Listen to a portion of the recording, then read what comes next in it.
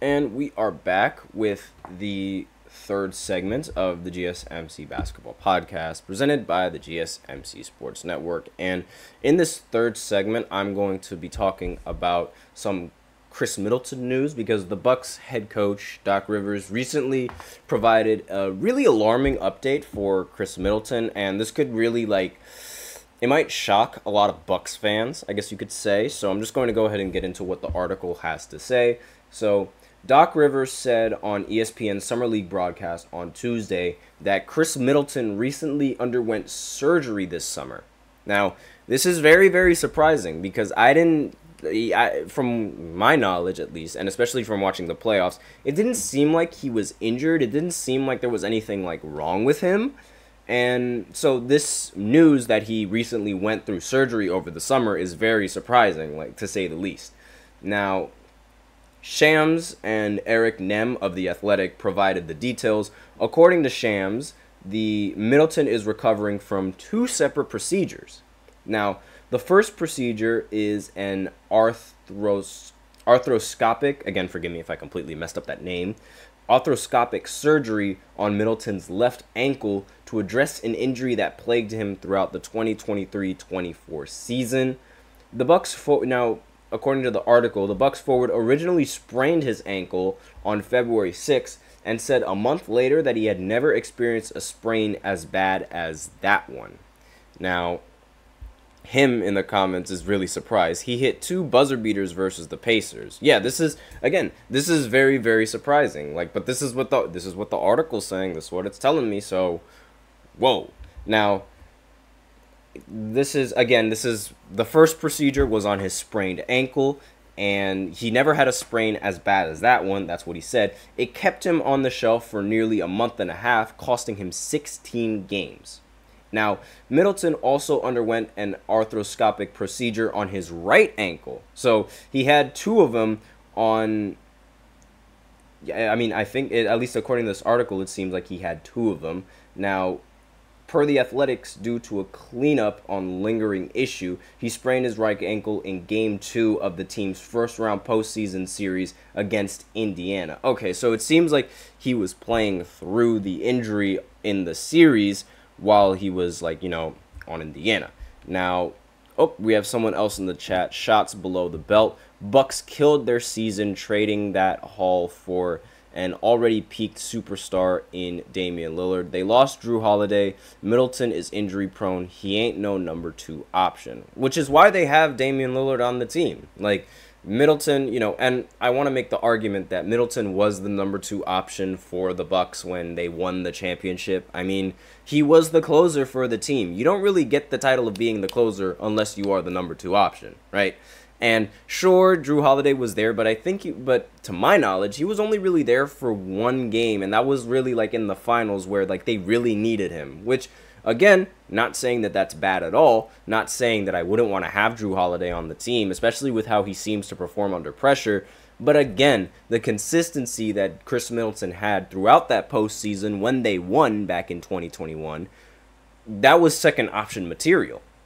Now, obviously, I guess the injury prone might have changed his second option material, but this is why they have Damian Lillard. And I mentioned on a previous podcast that one of the reasons why Dame probably wasn't playing the same Dame that we usually saw in Portland was because he wasn't working out in the offseason. At the offseason when he was getting traded, or when there were the rumors that were going around that he was getting traded, he didn't want to injure himself. So, to avoid injury, he just didn't work out in the offseason, right? Now, I know what you're thinking.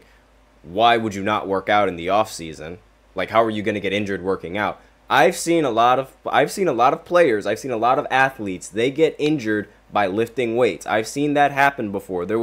I was teammates with with a football player, right? And he literally injured himself just by lifting weights. He tore his ACL just by lifting a weight. And I'm just like, what? So it can happen. It's really difficult for that to happen, but it can happen. Bad luck is a thing. And you don't want to risk yourself getting injured, especially when you're going to get traded. Like, that's what... Oh, and there's also him in the chat. He mentions Chet Holmgren. He also got injured, you know, lifting weights. And yes, that did cost him his official rookie season.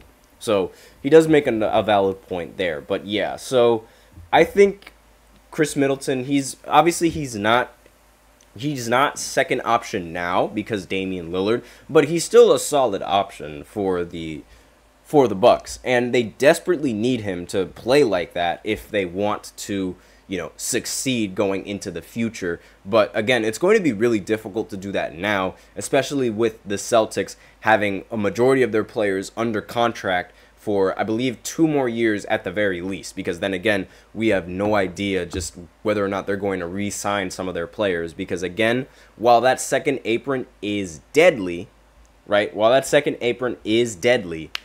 the revenue of the NBA and the salary cap, it's going to go up, and therefore the contracts that they're going to sign, it might not be as significant and as detriment to the second apron as you might think. On top of that, some of the players might actually want to have a pay cut, because we saw Jalen Brunson take a huge pay cut. We're seeing Mikal Bridges take a huge pay cut. Now, maybe this is going to be a trend for a lot of the athletes to sort of start taking pay cuts in order to win. You never know. And Shots Below the Belt said, NBA players are so frail now. Honestly, I get that feeling too. Like, a lot of these players, they seem to get injured really, really quickly. And, I mean, just look at Joel Embiid. I think he is the frailest of the frail, because he just, he falls on the ground for every little thing. In the next segment, I'll pull up an image where he literally he gets touched by his finger. Like, someone touches their finger on him, and he just goes, like, it's hilarious. I might show it off in the next segment. But aside from that, back on the Khris Middleton stuff, because I did get a little bit carried away, and he had a sprained ankle issue in game 2, at least according to this article. The procedure on Middleton's left ankle occurred shortly after the Bucks were eliminated in the playoffs in May, while the second procedure on the right ankle was completed in mid-June. Although it may not be welcome news for Bucks fans that Middleton, whose effectiveness has been compromised by injury issues in recent years, is recovering from surgeries on both ankles. Shams said that the recovery process is going well, however. Now, the 32-year-old was walking around without pain or discomfort in Las Vegas over the weekend and has already begun light on-court workouts, league sources told The Athletic. The expectation is that Middleton will be ready to go for the start of the 2024-2025 season. Now, his numbers were at an all-time low, they weren't as good as you would expect them to be, but they weren't bad. Like, they weren't horribly. Like, they really weren't as bad as you might think. Now, he averaged 24 points and 9 rebounds and 4 assists in the 6 games where, in the playoff series against the Pacers, and also was able to make 48% of his shots and 90% of his free throws. Now, let me just go ahead and see.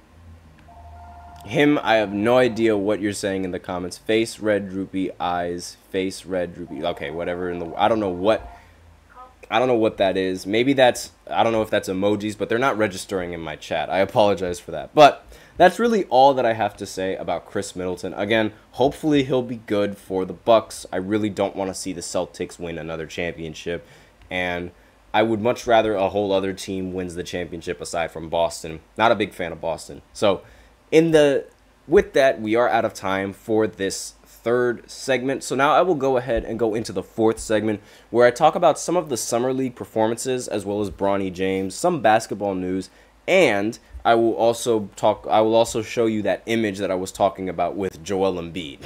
Now, actually, Shots Below the Belt says he ain't no number 2. Again, on a team with Damian Lillard and Giannis, you're right. I don't expect him to be a number 2 option, but he can be. Like, he's played pretty well. He's done it before. He can do it again. Not going to put that past him. I mean, again, the injuries, I understand the injuries, they might really be a problem. But does that mean that Paul George is a third option for the 76ers? I mean, maybe he is, but do you really think he's a third option and not a second option behind Joel Embiid? Just a thought. Now, in the second, I'll be right back after this short break. I'm also going to go ahead and pull up that image that I wanted to show you guys, so be sure to stay tuned.